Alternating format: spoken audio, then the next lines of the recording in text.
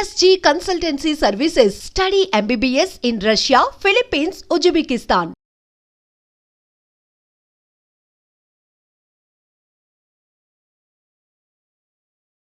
So కొంచెం out of the box వచ్చేద్దాము. So Khaleja movie release ఇంకా ఇప్పుడు అదే ఫీవర్ నడుస్తుంది కదా, ప్రెసెంట్ బాక్స్. ఎలా అనిపిస్తుంది బ్రో? ఒక చిన్న కిక్ ఏంటంటే చాలా పెద్ద కిక్, చిన్నదేంటి కానీ జగదేక వీరుడు తెలుస్తున్నారు ఎగ్జాంపుల్.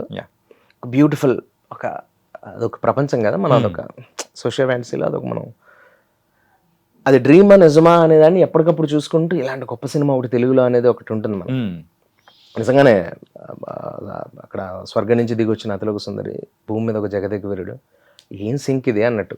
అలాంటి సినిమా మనం చిన్నప్పుడు చూసిన ఒక ప్రాజెక్ట్ ఇప్పుడు తెలుగులో మళ్ళీ రీ రిలీజ్ అవుతుంటే మనకి, అప్పుడు మనం పుట్టలేదు, పుట్టినా కూడా కొంత ఊహ తెలియదు కొంతమందికి మనకి. అలాంటిది నేను అదే మూవీకి నా మదర్ని తీసుకెళ్ళా థియేటర్కి, రీ రిలీజ్కి. ఇది జగదేక వీరుడు తీసుకెళ్ళా. అంటే కుదిరింది అలా ఒక వర్క్ మీద, అంటే పని కట్టుకుని ఆవిడ ఇది మీద ఏదో వెళ్ళాలని ఆ రోజు అనుకోలే, బట్ మనసులో ఉంది. నేను ఖచ్చితంగా వెళ్తాను బై డిఫాల్ట్, నేను వెళ్ళకుండా ఉన్నాను కదా. మనం అసలు అమ్మని తీసుకెళ్ళాలి, ఇప్పుడు ఒకటే అవుతుంది కదా ఇంట్లో అని చెప్పిన ఉద్దేశంతో ఆవిడని తీసుకెళ్ళా. బట్ ఒక కొత్త ప్రపంచం చూసాను రీ రిలీజ్లో.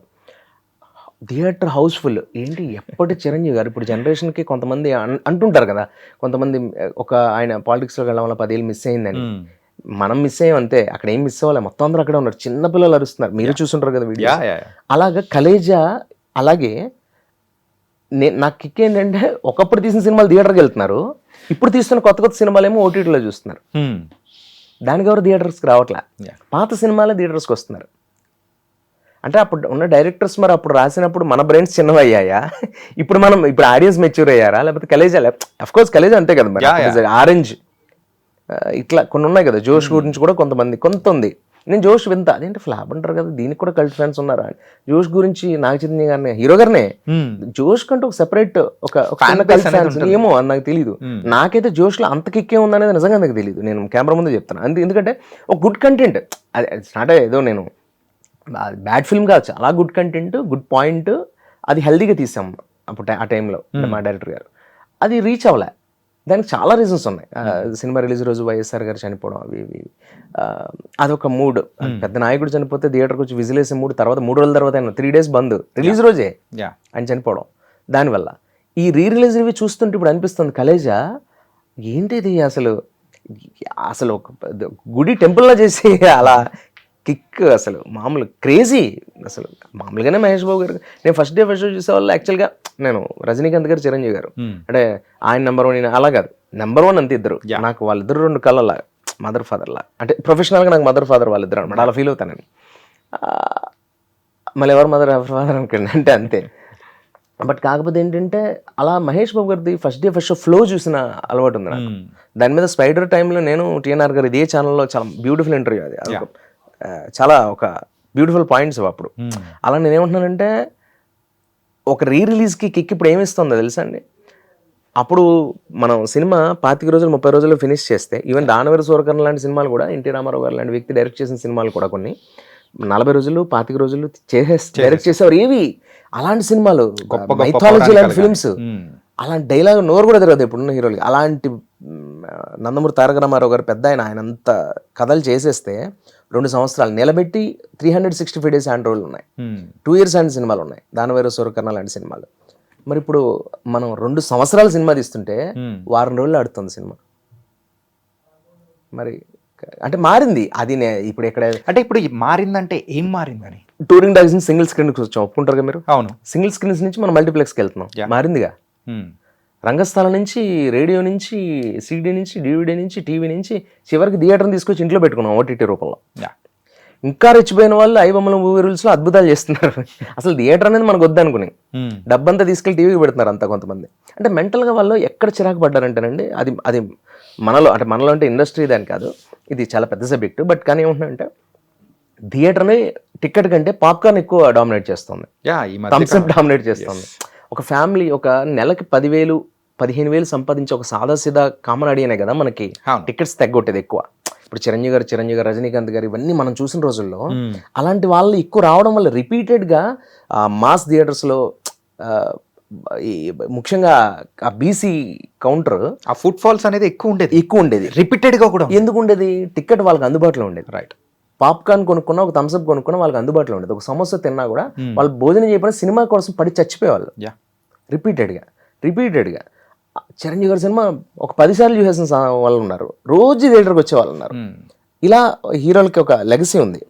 ఇప్పుడున్న హీరోలకి, ఇప్పుడున్న ఇండస్ట్రీకి ప్రాబ్లం ఏంటంటే అది ఎవరు చేసింది కదా, కాలమానం ప్రకారం మారింది. అది ఎవరిని తప్పుపడడానికి లేదు. కానీ ఇక్కడ ప్రాబ్లం అయితే ఒకటైతే తీసుకోవాల్సిన సీరియస్ డెసిషన్ ఏంటంటే, అది ఎవరైనా కానీ, నేను ఒక ఆడియన్ పాయింట్ ఆఫ్ వ్యూలో మాట్లాడుతుంది.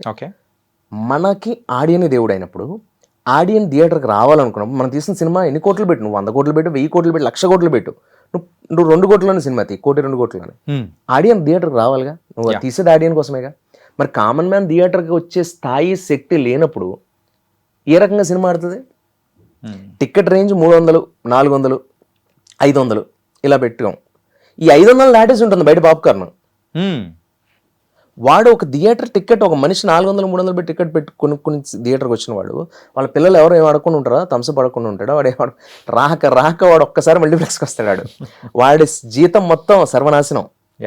వాడు ఏమనుకుంటాడు, ఉద్దరాన్ని సినిమా ఓటీటీకి వెళ్దాం, ఇంట్లో చూద్దాం, థియేటర్లో వాళ్ళని కొట్టి తిట్టైనా సరే పిల్లల్ని సినిమాని నెమ్మదిగా అలా అది ఎంత పెయిన్ అంటే, ఇది చెప్పుకునేటప్పుడు మనం మామూలుగా చెప్తున్నాము కానీ నవ్వుతూ, నాకైతే పెయిన్. ఎందుకంటే థియేటర్ రైస్ మిల్ అవుతుంది, థియేటర్ కళ్యాణ మండపం అవుతుంది. ఓ రకంగా అక్కడ ఒక శ్మశానమే. నా దృష్టిలో అయితే అది ఒక చావే. థియేటర్ లేకపోవడం అనేది ఆ భూమి మీద. నేను ఒకప్పుడు ప్రేమికుల రోజు చూసిన సినిమా, ఒకప్పుడు ఇట్లు శ్రావణ సుబ్రహ్మణ్యం చూసిన సినిమా, తాళ్ అని ఒక సినిమా నా ఊర్లో SRA టాకీస్ అని ఉండేది లేదు, నా ఊర్లో జే టాకీస్ అని ఉండేది లేదు. నేను చూసిన పాలకొల్లు తనుకున్న చుట్టుపక్కల గోదావరి జిల్లాలో థియేటర్స్ అలా కనబడుతున్న కంటి ముందు అలా చిన్నగా అయిపోయాయి. అది కళ్యాణ మండపం అవుతుంది. నా దృష్టిలో అది అసలు నాకు అది అపవిత్రం ఫీల్ అవుతాను నేను. నాకు అంటే అంత పెయిన్ అంటే. కానీ ఇక్కడ ఒక లాజిక్ ఏంటంటే, డబ్బు రానప్పుడు నువ్వు వాడంతే థియేటర్ పెట్టాను నేను. కానీ ఇప్పటికీ ప్యాషన్తో థియేటర్ని ఎవడు రాకపోయినా అలా నిలబెట్టి ఆడిస్తున్న వాళ్ళు ఉన్నారు. అది నిజంగా మనకి ప్యాషన్ అవ్వచ్చు, నాకు అనిపిస్తుంటుంది. అది మన ఎమోషన్ ఓకే, బట్ వాడికి అది రక్తం. అది వాడు బ్లడ్ అండ్ స్వెట్ పెట్టి పని చేస్తున్నాడు కదా. రెంట్స్ కూడా రావట్లేదు కదా. ఎందుకు రావట్లేదు? మనం తీసే సినిమాలు పాన్ ఇండియాకి వెళ్ళిపోయాయి, బడ్జెట్లు పెరిగిపోయి కోట్లలో వచ్చేస్తున్నాయి, స్టార్స్ అయిపోయాం మనం. మొత్తం ప్రపంచం మొత్తానికి తెలుగు ఇండస్ట్రీ గొప్పది అయిపోయింది. Great.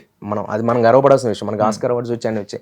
But theatres single screens లేనప్పుడు అన్ని మల్టీప్లెక్స్లు అయిపోతే, ఇప్పుడు ఆ మల్టీప్లెక్స్లో అయినా కామన్ ఆడియన్ వెళ్ళలేకపోతే, సార్ సాధారణమైన ఆడియన్, సాధారణమైన పదం వాడింది ఏంటంటే, తన పని తను చేసుకుంటూ సినిమా అతనే మేజర్. మనకి మిడిల్ క్లాస్ వాళ్ళు లేకపోతే గవర్నమెంటే లేదు.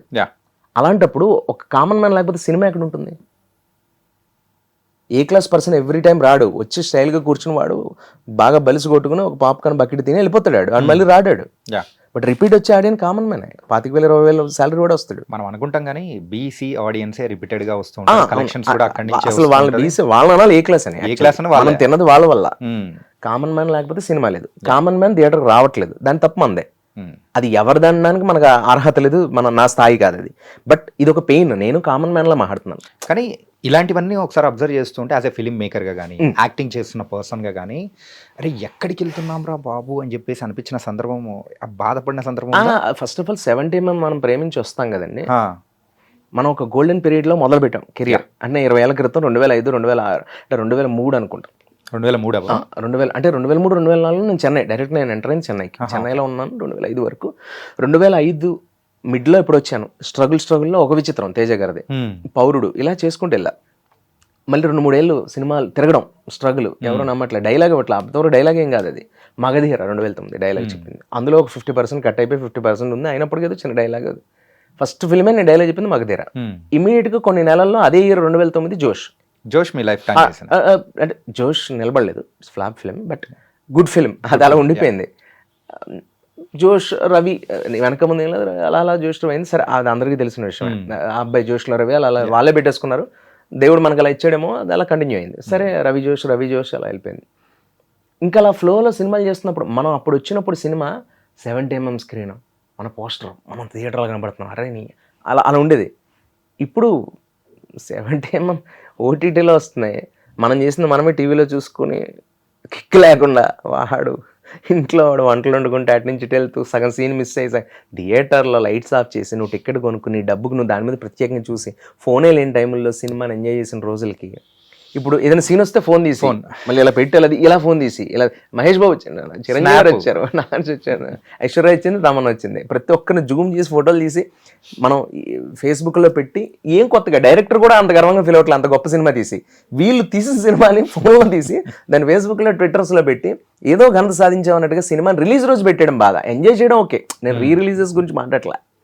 రిలీజ్ రోజు ఫస్ట్ డే ఫస్ట్ షో కలెక్షన్స్లో కథని నువ్వే ఫ్యాన్ అయ్యి ఉండి నువ్వే సోషల్ మీడియాలో పెట్టేస్తే నీ హీరో సినిమా ఎలా బతుకుతుంది? నీ హీరో ఇంట్రడక్షన్ నువ్వు పెట్టేస్తే ఎలా? అరే ఇంద్రాలో చిరంజీవి వచ్చాడరా అని మనం ఒకప్పుడు చిన్నప్పుడు అనుకున్నాం కదా. అంటే అప్పుడు మనం అప్పుడు అలా మనం చెప్పినప్పుడు అటు పక్క ఫ్రెండ్ అరే నాకు ఎగ్జామ్ వల్ల వెళ్ళలేకపోయిన రా, ఆడి ఇంట్లో ఏదో కంగారు పడి మళ్ళీ నేను తీసుకెళ్తా రా అలా సినిమాలకు వెళ్ళిన రోజులు కదా సార్.